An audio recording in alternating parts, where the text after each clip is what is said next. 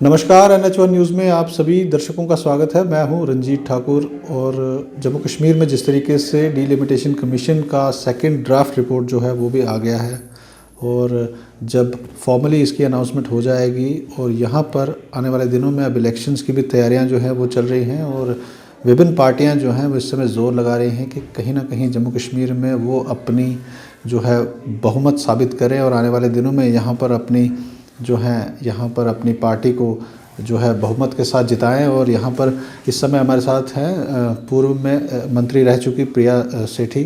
Ma'am, आप बताइए, जिस तरीके से यहाँ पर इलेक्शंस की तैयारियाँ इस समय चल रही है, भारतीय जनता पार्टी का नारा है 50 से ज़्यादा इस बार इन्होंने सीटें निकालने का वादा किया, तो आपको क्या लगता है कि किस तरीके से तैयारियाँ इस समय चल रही हैं? देखिए, हमारी हर जगह से जो ऑर्गेनाइजेशनल हम लोग जो यूनिट्स हैं उनको बहुत स्ट्रॉन्ग करने की कोशिश कर रहे हैं, और हमारा जो न्यूक्लियस है बूथ लेवल के ऊपर उसको किस तरह से हम लोग स्ट्रॉन्ग करें वहाँ पर जो है क्योंकि आज मोदी जी जिस तरह से लोगों के बीच में काम कर रहे हैं, सबका साथ लेकर काम कर रहे हैं, और बहुत सारी ऐसी स्कीम्स हैं जो डिस्ट्रिक्ट एडमिनिस्ट्रेशन से जो है डायरेक्टली जो है बेनिफिट कर रहे हैं नीचे लोकल लेवल तक। तो कहीं ना कहीं उन सब का एक सपोर्ट गैदर करने की कोशिश हो रही है। हमारे बूथ लेवल की जो कमेटीज़ हैं, जो हमारा न्यूक्लियस रहता है, उसको हम स्ट्रॉन्ग करने की कोशिश कर रहे हैं। तो ये काम सिर्फ हम इलेक्शंस के दौरान ही नहीं करते, हमारे काम जो है चलते रहते हैं। Elections is a part of a democratic country, but उसके अलावा भी भारतीय जनता पार्टी का हर कार्यकर्ता जो है अपने फील्ड में लगा है, काम कर रहा है, और कहीं ना कहीं जो है एक आने वाले समय के अंदर भारतीय जनता पार्टी एक मजबूत, पिछली बार भी 2014 में भी एक बहुत मजबूत पार्टी बन के निकली थी, और इस बार जो हमारा 50+ का जो नारा है माननीय हमारे अध्यक्ष जी रविंद्र रैना जी का और सीनियर लीडरशिप का, मुझे लगता है कि हम इसको बहुत हद तक इसको हम हासिल कर पाएंगे।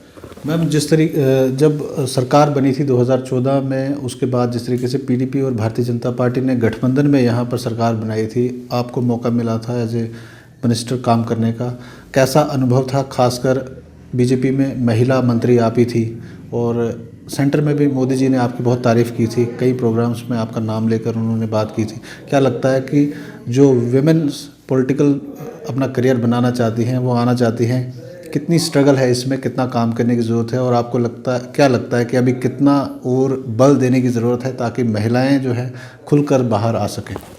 देखिए, मुझे आपके प्रश्न से एक याद आ रहा है कि जब राजनाथ सिंह जी हमारे अध्यक्ष होते थे,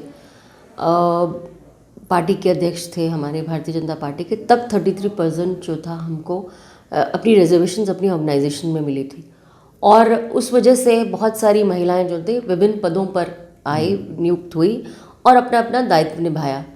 और उसके अलावा जो है बहुत सारी चीज़ें जो है आने वाले समय के अंदर, जैसे आपने कहा कि एज अ मंत्री बहुत संघर्षपूर्ण रहता है, और ख़ासकर मंत्रालय चलाना और उसके साथ काम करना, लेकिन बहुत सारे कार्यकर्ताओं का सहयोग रहता है, और एक अच्छे आइडियोलॉजी से अगर आप चलें, नेक नीयत से आप चलें, तो आप इसको संभाल सकते हैं। और आज जिस तरह से DDC के इलेक्शंस हुए हैं, आपने देखा है कि किस तादाद में महिलाएं जो हैं अभी उभर के आई हैं, और नए नेता हमारे को मिले हैं।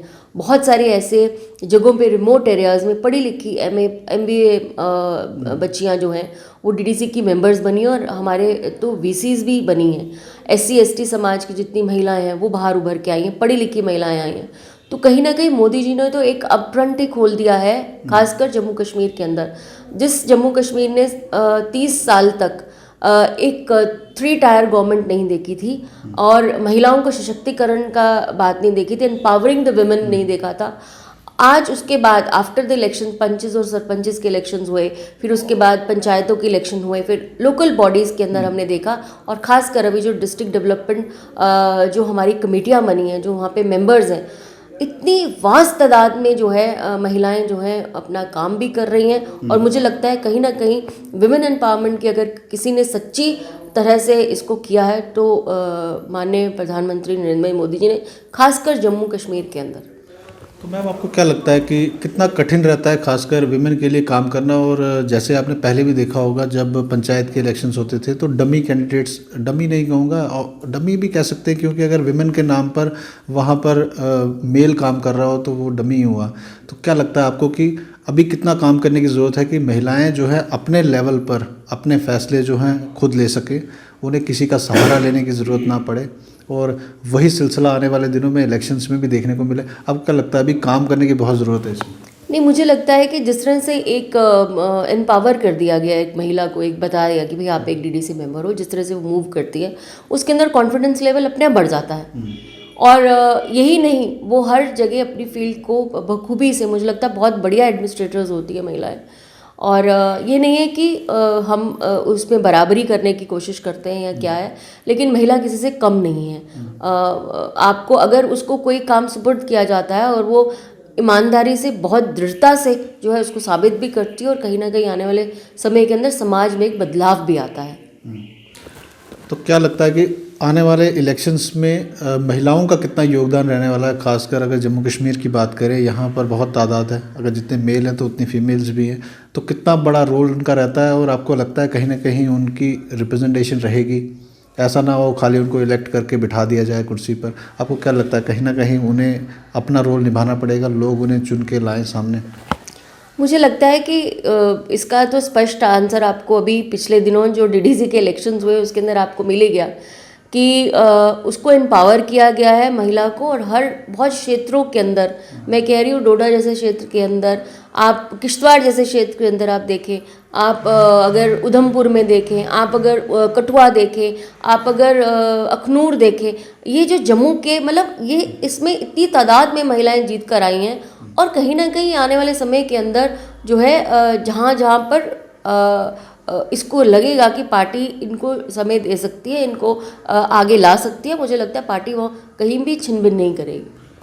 तो आपको लगता है प्रियंका गांधी इस समय पूरा इलेक्शंस जो है महिलाओं के ऊपर लड़ रही है, तो एक यूनिक उनका आइडिया है, सक्सेसफुल कितना होता है वो देखा जाएगा। मगर आपको लगता है कहीं ना कहीं बड़ा बोल्ड स्टेप उन्होंने भी लिया है कि महिलाओं के नाम पर वो इलेक्शन लड़ रही है, और उन्होंने इतनी हिम्मत दिखाई है कि पूरे यूपी में महिलाओं के नाम पे सामने आ रही है। आपको छोटी सी बात बताऊं, प्रियंका जी को, कांग्रेस को अपना कहीं पे उम्मीदवार ही नहीं मिल रहे थे, तो उनको लगा कि महिलाओं को आगे खड़ा किया जाए।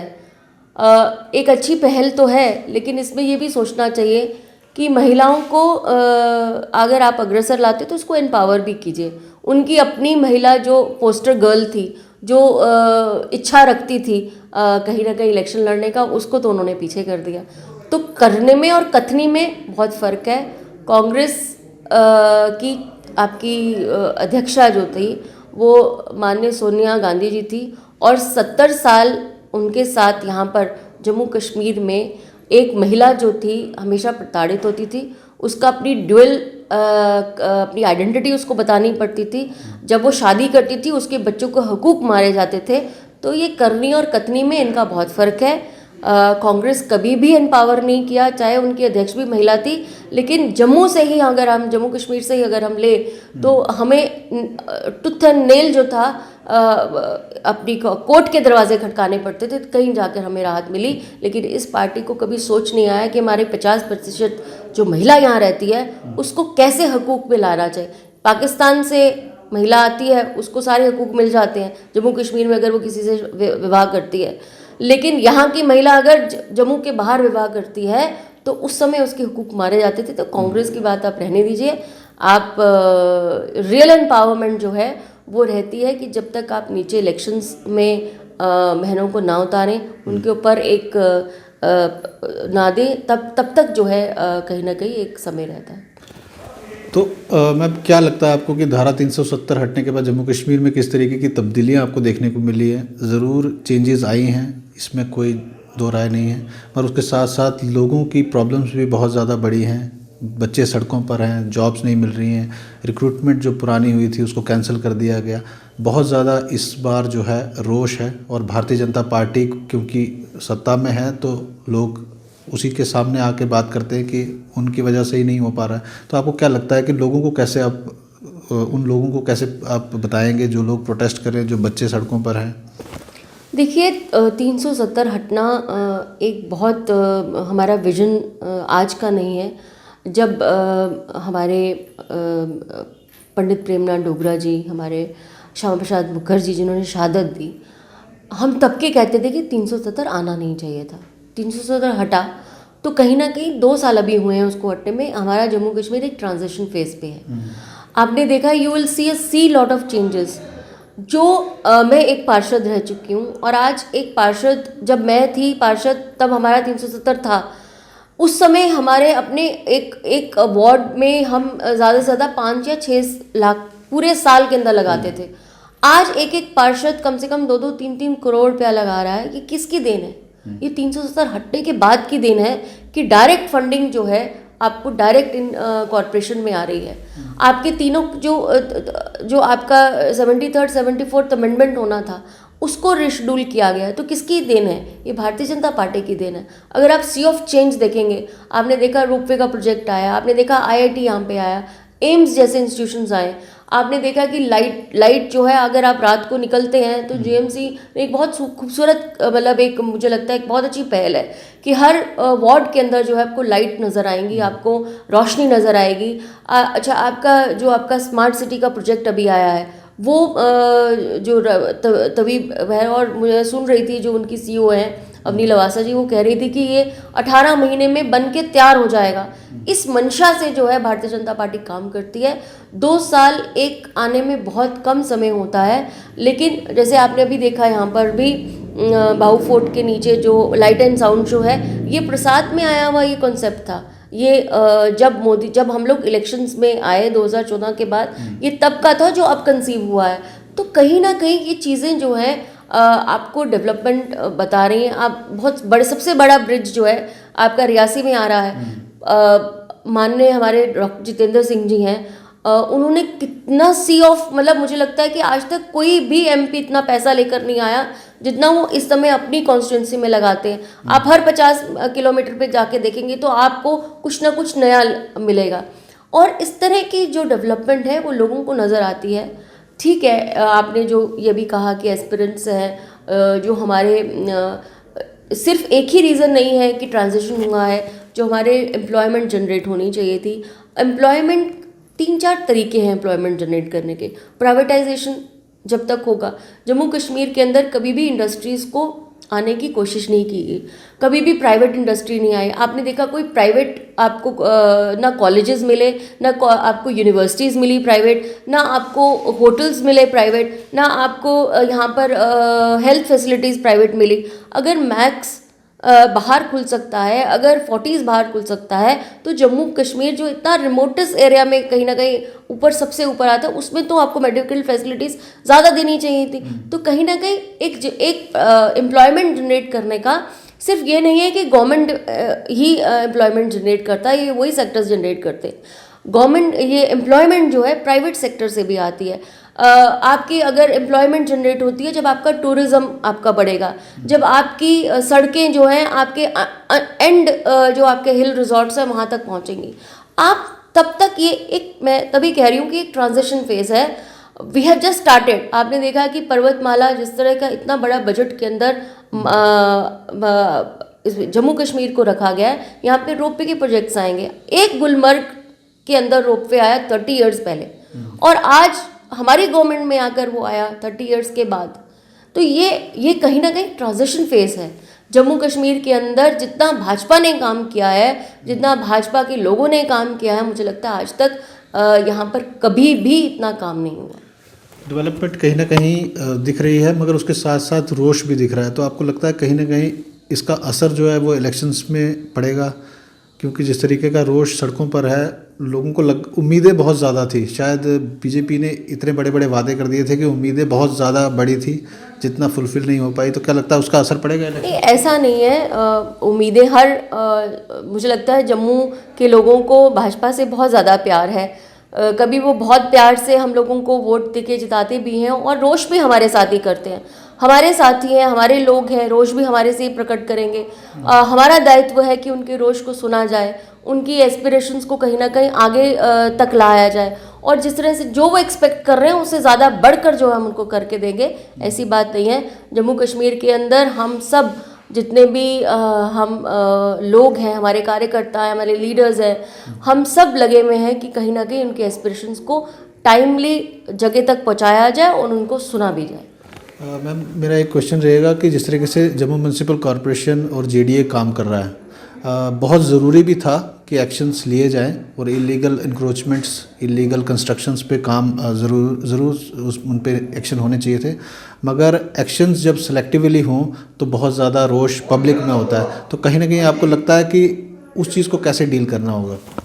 देखिए, ये जेएमसी के जो हमारे चंद्रमोहन गुप्ता जी हैं, आप उनसे भी ये प्रश्न पूछ सकते हैं, क्योंकि इलीगल जो रहेंगी चीज़ें, उसको तो कहीं ना कहीं अगर आपने इलीगल, सिर्फ मैं कह रही हूँ लोग ही क्यों उसका सफ़र करें, जो अफसर उसमें सम्मिलित होते हैं उनको भी आपको पकड़ना चाहिए। तो इसीलिए मैं कह रही हूँ कि ये आज का काम नहीं है, ये बहुत सालों से हो रहा था। तो मुझे लगता है अब एक defined which is not in the rule book, आपके लॉ की बुक में नहीं है। The administration has to take its own way, और लोगों को भी अपना अब तो थोड़ा बहुत जो है अपने आप को कहीं ना कहीं इसको फॉलो करते हुए कहीं ना कहीं आगे लेके जाना चाहिए, चाहे उसमें कोई भी हो, किसी भी पार्टी से। Any one. मुझे नहीं लगता कि हर व्यक्ति के लिए अलग अलग यार्ड स्टिक होती है, किसी के लिए कुछ या किसी के लिए कुछ। हर एक व्यक्ति के लिए एक ही यार्ड स्टिक है। What the law says, what our constitution says, what our corporation की अपनी एक रहता है सिस्टम, उसमें वो कैसे उसको डील करते हैं। मुझे लगता है पिछले दिनों आपके मेयर साहब ने एक बुलाई भी थी, और उसके ऊपर हम लोग बायलॉज भी बना रहे हैं, इसके अंदर कमर्शियल एरियाज कैसे करना। मुझे लगता है वो बहुत हद तक जो है आने वाले समय में बहुत इसको रिस्पाइट देंगे चीज़ों को। तो मैम लास्ट क्वेश्चन रहेगा, जिस तरीके से डीलिमिटेशन हुई है और अलग अलग पॉलिटिकल पार्टीज़ के नेता, इवन बड़े बड़े नेता जो हैं भारतीय जनता पार्टी का दामन इस समय जो थाम रहे हैं, और क्या लगता है आपको कि जो पुराने लीडर्स हैं जिन्होंने पार्टी को खड़ा किया है, कहीं ना कहीं उनमें रोष है, या जो डीलिमिटेशन जिस तरीके से हो रही है, जो ड्राफ्ट रिपोर्ट इस समय सामने आ रही है, तो क्या लगता है कई लीडर्स के करियर जो हैं स्टेक पर हैं? आपको ऐसा लगता है कहीं ना कहीं रोष प्रकट होने वाला है? नहीं, ऐसा नहीं है। ठीक है, एक दो जगहों पे जहाँ पर देखा गया है, वहाँ पर भी हमारे एमपी साहब ने, जो जुगल जी, हमारे जुगल किशोर शर्मा जी जो माननीय हमारे एमपी हैं, उन्होंने भी अपनी ड्राफ्ट रिपोर्ट में एक लिखित में उनको दिया है, जहाँ डॉक्टर जितेंद्र सिंह जी ने भी दिया है, मैं आज ही पढ़ रही थी। तो जहाँ जहाँ पर एक ड्राफ्ट रिपोर्ट थी जो मेंबर ऑफ पार्लियामेंट को दी गई थी, उन्होंने जहाँ जहाँ उन लोगों को चेंजेस नज़र आने की कहा गया है, वहाँ पर उन्होंने उसको बताया भी है। और मुझे लगता है अब जब ये पब्लिक डोमेन में भी आएगी कहीं ना कहीं, तभी भी बहुत सारी चीज़ें जो है, देखिए एक ऑटोनोमस बॉडी है, एक ये जो कमीशन बना है, ये एक ऑटोनोमस बॉडी है, इसके अपने दायरे हैं। ये एक ये नहीं कि किसी को जोड़ा और किसी को तोड़ दिया, ऐसा नहीं है। वो एक सेट पैरामीटर्स पे चलती है। उन्हीं सेट पैरामीटर्स में शायद ये 2-3 कॉन्स्टिट्यूंसीज आ रही होंगी जिसकी बात आप कर रहे हैं। तो आने वाले समय के अंदर जिस तरह से ड्राफ्ट प्रपोजल के अंदर हमारे मेंबर ऑफ पार्लियामेंट ने ऑब्जेक्शन फाइल किया, मुझे लगता है कहीं ना कहीं रिस्पाइट जो है मिलेगी। और ऐसा नहीं है भारतीय जनता पार्टी में कोई भी लीडर किसी के वो नहीं है, सबको कुछ ना कुछ हर एक को मिलता है। मैं तो कहती हूँ कि जब हम 25 सीटें जब भारतीय जनता पार्टी की जीत के गई थी आपके असेंबली के अंदर, उसके बाद बहुत सारे लोगों को जो है हमारे 11 आपके बने थे जो अपर हाउस के जो मेंबर्स होते हैं, और वीसीज हमारे बने थे। तो ऐसा नहीं है, हर व्यक्ति को कुछ ना कुछ इस समय, अभी आप देखें कॉरपोरेशन के अंदर मैं इतनी प्रतिभा देखती हूँ कि कॉरपोरेशन में आपके बहुत सारी महिलाएं, बहुत सारे पुरुष जीत के सबसे बड़ी कॉरपोरेशन हम बन के आए हैं। बहुत सारे एरियाज़ में हमें पंच सरपंच जीते हैं, बहुत सारे एरियाज़ में हमारे डीडीसी। तो सबको, हर व्यक्ति को कुछ ना कुछ मिलता है। और मुझे लगता है कि ये भारतीय जनता पार्टी और नरेंद्र भाई मोदी जी के नेतृत्व में हमारे अमित शाह जी का जो एक विजन है जम्मू कश्मीर के लिए, माननीय हमारे जेपी नड्डा जी अध्यक्ष जो हैं पार्टी के, रविंद्र रैना जी, हमारे सारे लीडर्स जो मेन है यहाँ पर, तरुण चुग जी जो एक प्रभारी हैं हमारे यहाँ के और महामंत्री हैं सेंटर में, मुझे लगता है हम सब मिलकर जो है जो 50 का नारा है हमारा, उसको नारा नहीं हकीकत में जो है आप लोगों के अंदर लेकर आए। बहुत शुक्रिया। तो ये थे हमारे साथ प्रिया सेठी, और पूर्व मंत्री रह चुकी हैं भारतीय जनता पार्टी की तरफ से, और इनका कहना है कि आने वाले दिनों में इलेक्शंस की तैयारियां ज़ोरों से चल रही हैं, और इन्हें उम्मीद है कि बीजेपी इस बार जम्मू कश्मीर में 50 से ज़्यादा सीटें जीतेगी और यहाँ पर अपनी सरकार बनाएगी। उसके साथ साथ इनका कहना है कि महिला सशक्तिकरण का जो नारा प्रधानमंत्री नरेंद्र मोदी ने दिया था, उसको कई हद तक इन्होंने जो है अचीव भी किया है, और आने वाले दिनों में इसमें और भी काम किया जाएगा। आप जुड़े रहें NH1 न्यूज़ के साथ।